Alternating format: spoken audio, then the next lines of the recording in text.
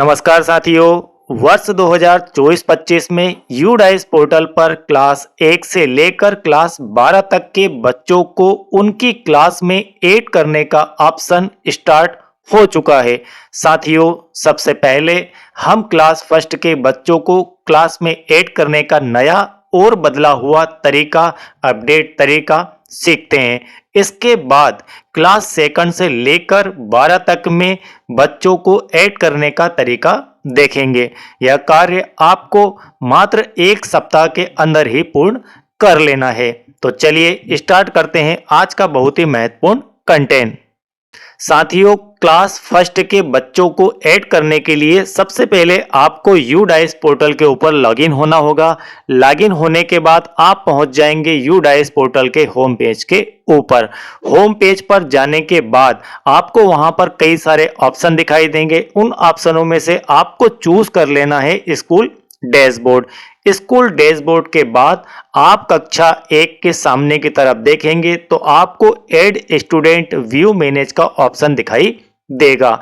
आपको add student का option choose कर लेना है। इस ऑप्शन को चूज करने के बाद कुछ इस प्रकार का पेज आपको दिखाई दे जाएगा। मैं बात कर रहा हूं क्लास फर्स्ट की। क्लास फर्स्ट के स्टूडेंट को आप किस प्रकार से ऐड करेंगे, इसकी बात हम कर रहे हैं। तो आपको कुछ इस प्रकार का पेज दिखाई देगा। बड़े ही ध्यान से आप इस प्रक्रिया को समझ लीजिए, क्योंकि क्लास फर्स्ट के स्टूडेंट को ऐड करने में किसी प्रकार की यदि आप गलती कर देते हैं तो उस गलती को सुधारने में आपको फिर सालों लग जाते हैं। तो यहां से यदि गलती स्टार्ट नहीं होगी तो हमेशा आप फायदे में रहेंगे। तो यहां पर आपको एक चेक बॉक्स दिखाई दे रहा है। इस चेक बॉक्स का अर्थ यह है कि यदि आप यहां पर इसे टिक करते हैं, इसका अर्थ है कि आप यहां पर एक आधार नंबर लेंगे। तो यहां पर टिक कर दीजिए। आप सबसे पहले यहां पर एक आधार इंटर कीजिए। आप आधार इंटर करेंगे और गो करेंगे। जैसे ही आपने आधार इंटर किया और गो किया, वैसे ही यहाँ पर एक मैसेज आएगा कि यह आधार नंबर सही है और आप इसके साथ में आगे बढ़ना चाहते हैं। देन आप कर देंगे वहां पर ओके। इसके बाद आप 4.1.1 स्टूडेंट नेम अस पर स्कूल रिकॉर्ड, आप जिस बच्चे को ऐड करना चाहते हैं उस बच्चे का आपने फॉर्म भरा होगा, उसको ही हम कहेंगे अस पर स्कूल रिकॉर्ड। तो स्कूल रिकॉर्ड के अनुसार, ठीक है, आपके स्कॉलर के अनुसार उस बच्चे का यहाँ पर नेम क्या है। तो फर्स्ट मिडिल लास्ट नेम, ठीक, फर्स्ट मिडिल लास्ट नेम, इस फॉर्मेट में ही बच्चे का नाम आपको लिखना है। मान लीजिए उसका नाम है अमित, तो AMIT, और यदि वह कुमार भी लिखता है तो KUMAR, और यहां पर लास्ट नेम में यदि वह मान लीजिए शर्मा लिखता है तो SHARMA। ठीक है, यह हो गया शर्मा। अब इस प्रकार से आपने नाम फिल कर दिया। अब यहां पर बात करते हैं जेंडर की। तो जेंडर में यहां पर बच्चे का यदि बॉय है तो बॉय, गर्ल है तो गर्ल। तो यहां पर आप जेंडर को सिलेक्ट कर लेंगे। इतना करने के बाद date of birth, date of birth को मैं आपको बार बार इंडिकेट करता हूं कि जब आप प्रोफाइल जनरेट करें उस समय ही सावधानी रख ले, तो भविष्य में होने वाली परेशानियों से आप बच जाएंगे। तो यहाँ पर date of birth, date of birth को आप यहाँ से चूज करेंगे। यहाँ से चूज करते ही आपको यहाँ पर मैट्रिक्स दिखाई देगी। उस एज मैट्रिक्स से आप एज का चयन कर लेंगे। इससे पहले आप बच्चे का जो डेट ऑफ बर्थ का सर्टिफिकेट होता है, बर्थ सर्टिफिकेट होता है, किसका, DOB के लिए आजकल सभी बच्चों के पास DOB का सर्टिफिकेट होता है। तो उस सर्टिफिकेट से मैच करके ही आप यहाँ पर डेट ऑफ बर्थ को लिखेंगे। इसके अलावा कुछ भी मान्य नहीं करेंगे। इसके बाद student state code optional. Student state code के बारे में कई शिक्षक साथी कमेंट करते हैं कि यह कोड सर हमें कहाँ से मिलेगा। यहाँ पर लिखा हुआ है ऑप्शनल। ऑप्शनल का अर्थ है कि कुछ स्टेट में स्टेट कोड एक यूनिक कोड होता है और उसकी व्यवस्था होती है। तो यदि वह आपके स्टेट में है तो उस बच्चे का आप यहाँ पर लिख सकते हैं, अदरवाइज यहाँ पर इसे ब्लैंक ही छोड़ देना है। अब बात करते हैं मदर नेम की। तो मदर नेम आपको यहाँ पर लिख देना है, एथेंटिक प्रूफ वाला। ठीक है, आपको मिलान करना है डॉक्यूमेंट्स में, उसके बाद में मदर नेम यहाँ पर लिखना है। इसके बाद फादर का नेम यहाँ पर आप लिख देंगे। इसके बाद गार्जियन नेम, यदि कोई इनके गार्जियन है, लीगल गार्जियन, तो वे आप यहाँ पर ले सकते हैं। अब इम्पोर्टेंट पॉइंट आपका यहाँ पर आता है, आधार नंबर ऑफ स्टूडेंट, बच्चे का आधार नंबर। अभी आपने यहाँ पर आधार नंबर लिया था, गो किया था, उसे वेरीफाइड किया था, वही आधार नंबर आपको यहाँ पर ले लेना है। या तो वो लिखा आ जाएगा और नहीं आता है तो आप यहाँ पर उसे ले लेंगे। अब आपने आधार नंबर यहाँ पर लिख दिया। अब बच्चे के आधार के अनुसार आपको यहाँ पर नेम लिख देना है, name of student as per in Aadhaar card. Aadhaar card के ऊपर जो बच्चे का नाम लिखा है वही नाम आपको यहाँ पर लिख देना है। अब यहाँ पर admission date in present school, आपके स्कूल में इस बच्चे ने कब एडमिशन लिया, तो हो सकता है कि आप इस कार्य को एडमिशन लेने के 2 माह बाद करें। तो आपको जिस डेट में आपने इस बच्चे को अपने स्कूल में अपने स्कॉलर में दर्ज किया था वही डेट आपको यहाँ पर फिल करना है, और यहाँ से आप मैट्रिक्स से लेकर उस डेट को सिलेक्ट कर सकते हैं। तो बिल्कुल यहाँ पर क्लियर होता है प्रेजेंट स्कूल में आपके एडमिशन डेट का विषय। इतना सब कुछ आपने फिल कर दिया और यहाँ पर आपको दिखाई देगा सेव का ऑप्शन, तो आप यहाँ से इसे सेव कर देंगे। इसके लगभग मानकर चलिए 1 हफ्ते से 2 हफ्ते के बीच में उस बच्चे का पैन नंबर जनरेट हो जाएगा और आपको व्यू मैनेज से आप उसे देख भी सकते हैं। जब उसका पैन नंबर जनरेट हो जाएगा देन आपको व्यू मैनेज के ऑप्शन से देखने पर वहां पर पैन नंबर सहित बच्चा दिखाई दे जाएगा। तो इसकी जो जीपी प्रोफाइल है यह अभी अधूरी प्रोफाइल है, ठीक है। ये बच्चे की सिर्फ पैन नंबर जनरेट करने की प्रोसीजर है। अब इसके बाद बाकी की जो जीपी प्रोफाइल है उसे भी आप कंप्लीट कर देंगे पैन नंबर आने के बाद में, ईपीपी कर देंगे और एफबी भी कर देंगे। तो इस प्रकार से आप क्लास फर्स्ट के बच्चों को यहाँ पर ऐड कर सकते हैं।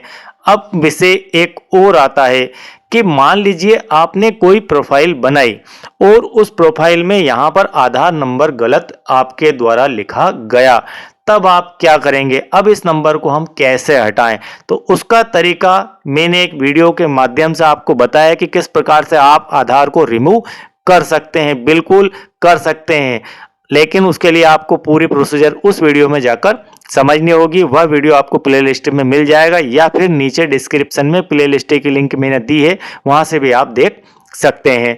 अब इसके बाद हम देखते हैं क्लास 2 से लेकर क्लास 12 तक के बच्चों को 20 सत्र में कैसे ऐड करना है। साथियों, यह फॉर्म आपका S2 फॉर्म कहलाता है और इस S2 फॉर्म से आप क्लास 2 से लेकर क्लास 12 तक के बीच में सभी क्लासेस के अंदर बच्चों को ऐड कर सकते हैं। किन बच्चों को ऐड कर सकते हैं? ऐसे स्टूडेंट जिनकी प्रोफाइल वाज नॉट क्रिएटेड, जिनकी प्रोफाइल अभी तक नहीं बनी है या फिर मिसिंग हो गई है, आपको नहीं मिल रही है in the UDISE student list of previous academic year. तो 2 ही कारण हो सकते हैं कि या तो उनकी प्रोफाइल नहीं बनी है और बनी है तो किसी कारण से नहीं मिल रही है। नहीं मिलने से अर्थ है कि उनका पैन नंबर आपको नहीं पता है, नहीं मिल रहा है।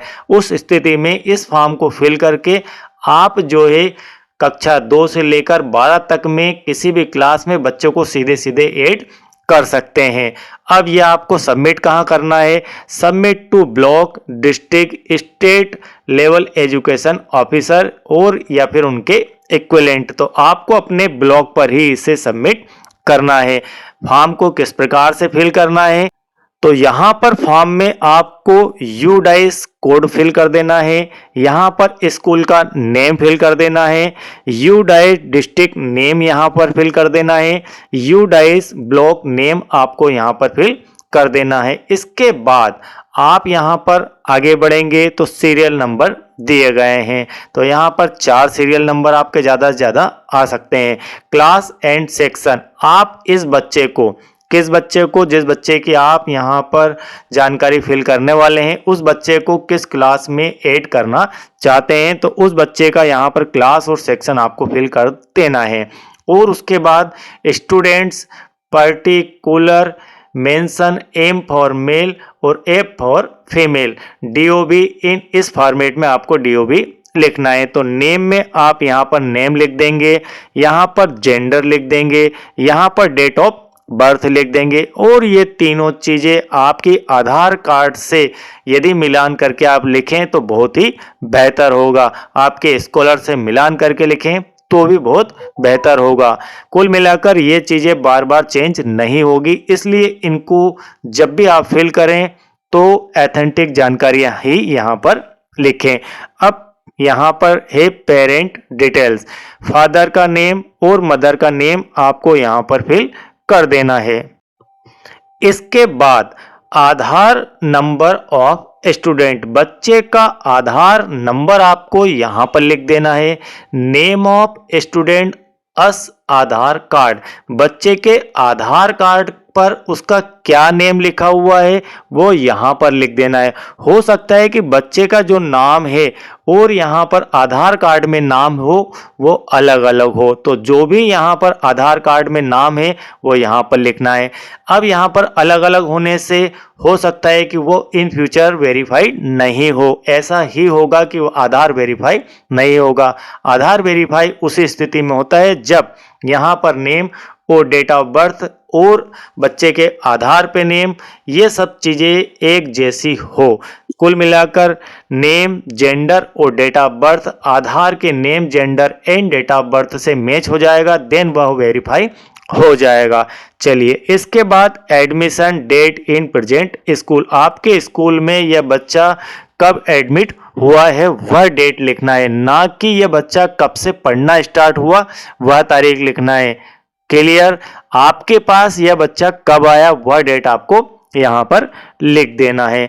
अब इसके बाद इंपॉर्टेंट पॉइंट यह है, यह पॉइंट पे बहुत ही कुछ डिपेंड करता है। Reason why student was not added in previous academic year, क्या कारण है कि पिछले वर्षों में यह बच्चा ऐड नहीं किया जा सका। तो आपको वहां पर एथेंटिक रीजन लिखना है, जो भी आपके पास वाजिब कारण हो वह यहाँ पर लिख देना है। ठीक है, इस प्रकार से यह फॉर्म आप फिल कर लेंगे। अब लास्ट में आपको head of the school detail यहाँ पर लिख देना है, signature, name, seal and date, ये इतना काम आप कर देंगे। इसके बाद आपको ब्लॉक एजुकेशन ऑफिसर या फिर उनके इक्विवेलेंट जो भी व्यक्ति वहां पर हो उनके सिग्नेचर आपको और सील यहाँ पर करवाना है। इतना करने के बाद इस फॉर्म को आप उन्हीं के पास सबमिट कर सकते हैं या फिर MIS, ठीक है, MIS कार्यालय के अंदर आपको इसे सबमिट करना है। और साथियों यदि यह वीडियो आप मेरे बनाने के 1 या 2 दिन के अंदर देख रहे हैं तो मानकर चलिए कि 1 सप्ताह में आपको इस कार्य को पूर्ण कर लेना है। यदि इस कार्य को आप 1 सप्ताह के अंदर कर लेंगे तो यह कार्य आपका 100% हो जाएगा, क्योंकि उनके पास भी हर समय इस प्रकार के कार्यों की विंडो ओपन नहीं होती है। इस वीडियो को आपको देने का प्रमुख कारण यही है कि यह अपडेट जानकारी मैं आपके साथ शेयर करना चाहता था कि आज आप यदि इस काम को कर लेते हैं, कल मान लीजिए आपने यह वीडियो देखा तो आप तुरंत ही इस फॉर्म को सबमिट कर देंगे वहां पर, तो आपका यह कार्य आसानी से हो जाएगा। उनके पास अभी ऑप्शन खुला हुआ है, ऑप्शन बंद होने के बाद यह कार्य नहीं हो पाएगा। आई होप कि यह अपडेट जानकारी आपको क्लियर समझ में आ गई होगी। और साथियों अपार आईडी बनाने के संबंध में कार्य पूरे भारत में कक्षा 1 से लेकर 12 तक के विद्यार्थियों का चल रहा है। सभी की अपार आईडी जनरेट की जा रही है, जनरेट की जाना है। तो आपसे मेरा निवेदन है कि अपार आईडी बनाते समय, ठीक है, अपार आईडी बच्चों की जनरेट करते समय बड़ी ही सावधानी रखें। भविष्य में यदि आपने अपार आईडी गलत जनरेट कर दी, उसमें डाटा गलत फिल कर दिया तो आपको बहुत बड़ी समस्याओं का सामना करना पड़ सकता है। इसलिए इस कार्य को बहुत ही तरीके से आपको निपटाना है और किस प्रकार से इस कार्य को करना है, क्या क्या सावधानियां रखना है और क्या प्रोसीजर अपनानी है, इस विषय के वीडियो भी आपको इस वीडियो के नीचे डिस्क्रिप्शन में देखने को मिल जाएंगे। वहां से आप उन वीडियोस को देखकर और यह कार्य आसानी से कर सकते हैं। और साथियों, यदि आप चैनल के साथ नए हैं, मुझे पहली बार देख रहे हैं, सुन रहे हैं, तो चैनल को सब्सक्राइब कीजिए। वीडियो आपको यदि बेहतर लगे तो इस वीडियो को एक लाइक कीजिए और सभी ग्रुप्स में यह जानकारी तुरंत ही शेयर कर दीजिए, ताकि सभी स्कूल अपने ऐसे जो छूटे हुए बच्चे हैं जिनकी प्रोफाइल नहीं बनी है अब तक, जिनके पैन कार्ड नहीं है, उनके पैन वो जनरेट करवा सके। Thank you very much.